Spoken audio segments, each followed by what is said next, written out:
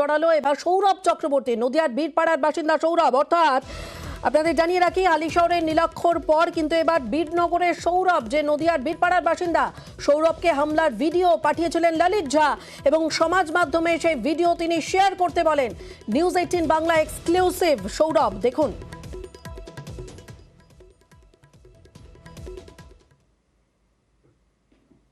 ললিত ঝার সাথে আমার প্রথম দেখা হয়েছিল 14ই মে 2023।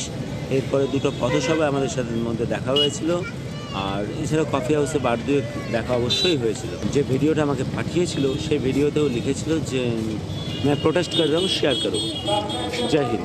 সুভাষচন্দ্রের অনুগামী, আমিও সুভাষচন্দ্রের অনুগামী এবং আমরা একটু কট্টর অনুগামী। এই সব উদ্দেশ্য নিয়ে আমরা অনেকে মিলে একটা যে গণসংগঠন তৈরি করতে চেয়েছিলাম, তার হয়তো ও একজন মেম্বার হতে পারত। ভিডিওটা আমি পাওয়ার পরেই অ্যাকচুয়ালি ওকে আমি অডিও পাঠিয়েছিলাম, একটা হোয়াটসঅ্যাপে অডিও মেসেজ, যে এখানে কী আছে। ওকে ফোন করার চেষ্টা করি, হোয়াটসঅ্যাপ করি, হোয়াটসঅ্যাপ অডিওই পাঠাই, কিন্তু যখন ও রিপ্লাই দিচ্ছিল না তখন এটা পরিষ্কার ছিল যে সুইচ অফ। আমি হয়তো এটা করে ফেলেছিলাম, আমি এটাকে সমর্থন করি না অবশ্যই। অমিত রয়েছে আমাদের সঙ্গে। অমিত, আমরা যেটা শুনলাম, যেমনটা এই সৌরভ বলছে যে তাদের মধ্যে কোথাও একটা পলিটিক্যাল ইডিওলজির মধ্যে মিল ছিল এবং এই ফরওয়ার্ডেড মেসেজ সে ফরওয়ার্ড করে দিয়েছিল, যদিও সে কিন্তু এই বিষয় সমর্থন করে না। একজন ব্যক্তি, তিনি একটি মেসেজ পেলেন, তিনি কিছুই জানলেন না, তিনি ফরওয়ার্ড করে দিলেন মেসেজটা।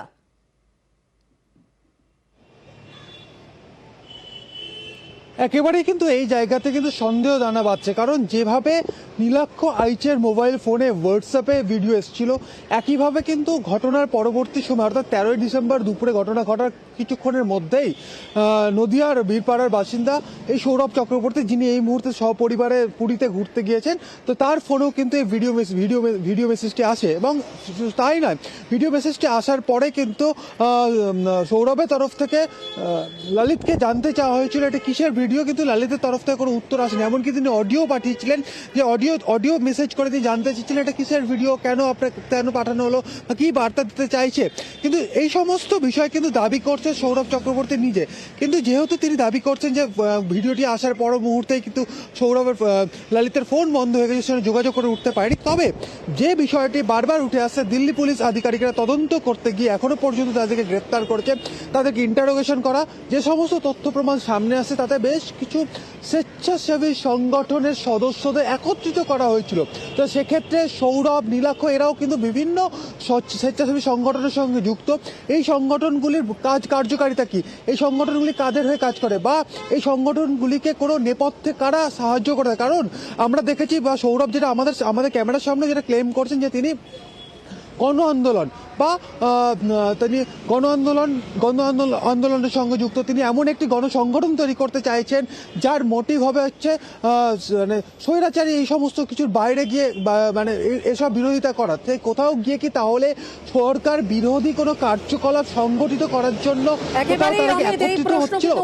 সরকার বিরোধী কোনো কার্যকলাপ, তার মানে কোনো গণ আন্দোলনের নামে সরকার বিরোধী কোনো কার্যকলাপ বা কোনো পরিকল্পনা দানা বেঁধে উঠছিল কিনা, তা নিয়ে কিন্তু এই মুহূর্তে তদন্ত চলছে। অনেক ধন্যবাদ তোমাকে। আর এই প্রশ্নই তুলছেন দিলীপ ঘোষ। তিনি বলছেন যে এ রাজ্য থেকে একদিকে হালিশহরের নীলাক্ষ, অন্যদিকে বীরনগরের সৌরভ, অর্থাৎ এ রাজ্যের যোগ দেশবিরোধী ষড়যন্ত্রে তৃণমূলকে জবাব দিতে হবে। কি বলছেন দিলীপ ঘোষ, শোনাবো। পশ্চিমবাংলা থেকে দেশের বিরুদ্ধে চক্রান্ত লাগাতার হচ্ছে, টেররিস্ট অ্যাক্টিভিটি হচ্ছে, এখানে বসে প্ল্যান হচ্ছে, বাংলাদেশে বম ফাটাতে হবে এখানে বসে প্ল্যান হচ্ছে। পশ্চিমবঙ্গটা কি আফগানিস্তান হয়ে যাচ্ছে, পাকিস্তান হয়ে যাচ্ছে নাকি? সারা দেশে এবং দুনিয়াতে আতঙ্কবাদী উগ্রপন্থী সাপ্লাই করবে, দেশ বিরোধী গতিবিধি এখান থেকে ষড়যন্ত্র হবে। আর বড় বড় কথা বলছেন ওনারা। আজ যারা বেশি লাফিয়েছিল পার্লামেন্টে, কেন আক্রমণ হয়েছে, দেখা গেল তারাই করিয়েছে এটা। আজকে টিএমসিকে জবাব দিতে হবে যে কেন পশ্চিমবঙ্গ থেকে দেশ বিরোধী সমস্ত চক্রান্তের এখানে গড় তৈরি হয়েছে। জয়প্রকাশ মজুমদার এই মুহূর্তে রয়েছেন আমাদের সঙ্গে। জয়প্রকাশ বাবু, আপনি শুনলেন দিলীপ ঘোষের বক্তব্য। তিনি বলছেন যে পশ্চিমবঙ্গ কি তাহলে আফগানিস্তান বা পাকিস্তান হয়ে যাচ্ছে, এবং এই রাজ্য থেকে এইভাবে এই যে দেশবিরোধী কার্যকলাপ, ষড়যন্ত্রের জবাব তৃণমূলকে দিতে হবে। কি বলবেন? কথা বলতে তো ট্যাক্স লাগে না, সকালবেলায় বসে হাবি জাবি এলো মেলো মিথ্যে কথা বলে যাচ্ছে। যদি দেশবিরোধী ষড়যন্ত্রই হয় তাহলে তো সেই ষড়যন্ত্র হয়েছে বিজেপির একজন সাংসদের অফিস থেকে, যে এদেরকে পাস ইস্যু করেছিল। কি জানেন না দিলীপ ঘোষ? এখানে তো একজনের, সে কলকাতায় থাকতো, সেইটা বেরিয়েছে। আর সারা ভারত থেকে এক এক প্রদেশ থেকে এক একজন গিয়ে যে জড়ো হয়েছিল বিজেপির সাংসদের অফিসে, যেখান থেকে এই 5-7 জনের পাস ইস্যু হয়েছিল, সেটা কি ওখানেই কি সমস্ত কিছু হয়েছিল? দিলীপ ঘোষকে জবাব দিতে হবে, কেন তাকে গ্রেপ্তার করা হয়নি? তার মানে দেশ বিরোধী সমস্ত লোকজন বিজেপিতে আছে। আমরা ভুলে গেলে চলবে না যে এর আগে এই বিজেপি দেশ বিরোধী জঙ্গিকে প্লেনে করে কান্দাহারে আদর করে গিয়ে পৌঁছে দিয়েছিল। সেই মাসুদ আজাহার পরবর্তী ক্ষেত্রে 2001-এ সংসদ হামলা করে, আর তাকে মুক্তি দিয়েছিল বিজেপির সরকার। লজ্জা করে না? বিজেপির হয়ে কথা যখন বলেন তখন শুধু শুধু কোনো প্রমাণ ছাড়াই অভিযোগ করে দেন নিজেদের দোষ থাকতে। বেশ, অনেক ধন্যবাদ জয়প্রকাশ বাবু।